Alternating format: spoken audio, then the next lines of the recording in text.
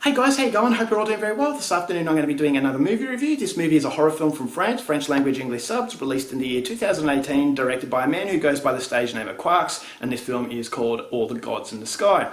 So All the Gods in the Sky is about a man who cares for his severely disabled sister. He lives a very isolated, lonely life in a dilapidated farmhouse. He cares for his sister because in the past, when they were kids, there was a horrible event that happened, and he's been living with the guilt of being responsible for this occasion. And so he deems it as his duty to care for her, and he wants to try and redeem himself not only in his sister's eyes but also in himself. So the authorities want to take care of her because it appears that this man is psychologically damaged as a result of that horrifying event, but he doesn't want any help. He believes that he can do it himself, but unfortunately the pressures of everyday life are getting to him. So he works in a factory where he doesn't get a lot of money, but he has the one hope he does have is that something that he believes in that exists in the skies are going to come down and save the both of them, and that everything is going to be okay. But the longer he waits for this salvation, the more frustrated he gets and the more psychologically damaged he becomes, which in turn presents a lot of danger for everyone. So whether or not that danger does present itself is something you're going to have to find out for yourself, because that's as far as I'm going with my synopsis. Now my thoughts on All the Gods in the Sky.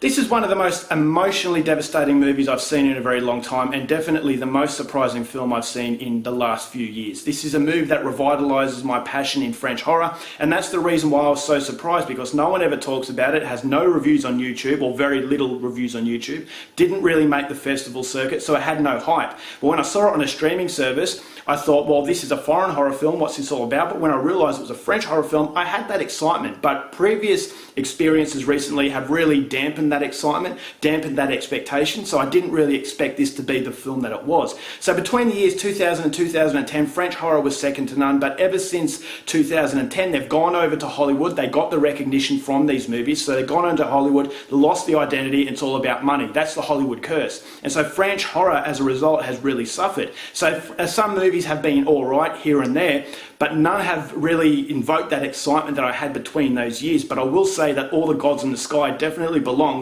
to the very best of French horror. And if you are a French horror fan, this is a film that I would highly recommend, because it needs a lot more attention. I think it's criminal that not many people talk about this movie, because not only is it very scary, but it's one of the most emotionally investing films I've seen in quite some time. This is a film where the characters are all very three-dimensional. They have ugly sides, but they have absolutely beautiful sides as well. So there's no generic villain, there's no generic good guy. It's all as a matter of circumstances and how guilt can really control someone and force them to do things that they don't necessarily do as far as their personality is concerned, but they do because they're trying to do the right thing, but unfortunately consequences are mounting, and those consequences are forcing these people into deeper and darker holes. And that's exactly what Quarks does with All the Gods in the Sky. This is a film that does have shades of paranormal horror, generic sort of horror, but it also has that level of ambiguity, because is it actually happening, or is it just a figment of this guy's imagination? Is this the monster of psychology playing a game on this guy? And so that was, again, the most devastating sort of aspect to it, is that this man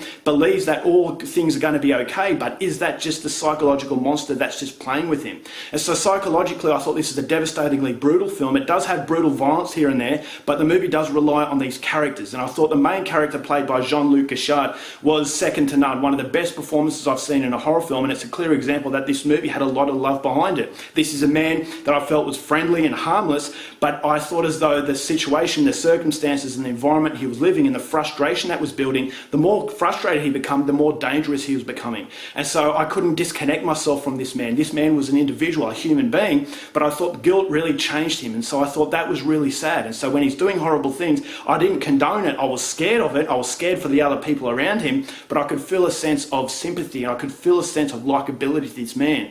And this is where the movie becomes very confusing as far as emotional value is concerned, because I didn't know who to hate and who to love. And so the whole film does have that aura of beauty to it. I thought the soundtrack was beautiful. I thought the acting and the characters were beautiful, but it does have a strange level of ugliness to it that really stays attached to that beauty. And the more this man starts to go down that level of paranoia and psychological torment, the uglier the film becomes. and it gets darker and darker, and that glimmer of hope becomes smaller and smaller. And so it does play with the viewer's mentality, and I thought as though it was an absolute masterstroke from this director. So Jean-Luc Godard's character was fascinating. I thought the acting performance was brilliant. I thought the acting performances from everyone else involved was fantastic. The characters are all very, very interesting, so I never felt as though there was any filler as far as character is concerned. I thought it was the character development, the relationships that everyone has, I thought was fascinating. So there was a very bizarre aspect of the film that belongs to what is in the sky. And so how the movie sort of goes from one scene to another, I thought was very different. So if you don't like really strange horror films, then maybe this is a film not for you, but I would highly recommend it to anyone out there who has been disheartened with French horror, because this is a film that does give you a different aspect of horror. This is a film that does play on generic sort of aspects as far as story is concerned, as far as the different realms are concerned, but it's also a very psychological character study of a man who is just consumed by guilt. And so when you know what's happening, I thought as though, okay, I could really sympathise for this guy. I wanted this guy to get better, but unfortunately the environment that he's in, the circumstances that he's facing, it's creating the monster in itself. And so psychological, it's a battlefield, and I just thought as though everything about this movie really worked. The soundtrack combined with some of the facial expressions of this man, whether he's looking at a mirror, I thought was masterful because it sent a chill down my spine. So it's a very scary horror film, but it's a horror film that I never felt as though I was disconnected from reality. It's a very humane sort of horror film that just takes you down a path that's incredibly uncomfortable, but because of the cinematography, because of the horror aspects that come into it and the ambiguity that comes into it, I couldn't help but feel transfixed. I wasn't comfortable with what I was watching, but I wanted to watch more because I needed to know how all this was going to unfold. And it does go down a very devastating path, and it leaves you gobsmacked. It leaves you as though you've been hit in the stomach with a powerful sledgehammer. That just experiences like this don't come along very often. And so I thought this was absolutely brilliant. It's a horror film that really revitalises my passion in French horror. As I said, as far as brutality is concerned and French extremity is concerned, the extremity definitely belongs in the psychological arena because the characters are devastating, but it also has one or two scenes of really shocking violence as well. And so that's going to cater for the gore and the brutal sort of violent fans. But brutal violence is easy. It's the brutal psychology that's very hard to do, and that's exactly what Quarks does very, very well. So overall, it's no surprise that I'm going to give All the Gods in the Sky 5 stars, but it is surprising that I got it from a movie that I heard nothing about. Alright guys, that's it for my review. Hope you enjoyed it. Till next time, keep watching movies, and I'll see you later.